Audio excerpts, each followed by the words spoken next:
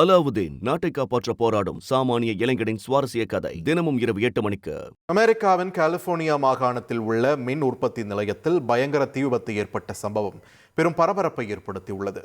மாண்டேரி கவுண்டியில் உள்ள விஸ்ட்ரா காப்ஸின் மோஸ் லேண்டிங் மின் உற்பத்தி நிலையத்தில் இத்தீ விபத்து பதிவான நிலையில் சுற்றுவட்டார பகுதிகளில் உள்ள மக்கள் அவசரமாக வெளியேற்றப்பட்டனர்.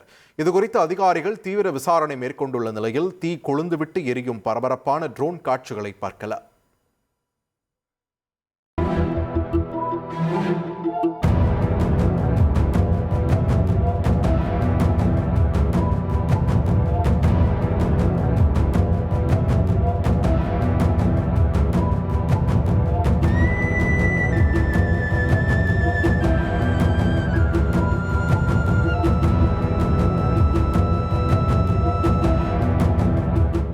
அலாவுதீன் நாட்டை காப்பாற்ற போராடும் சாமானிய இளைஞனின் சுவாரஸ்ய கதை தினமும் இரவு 8 மணிக்கு.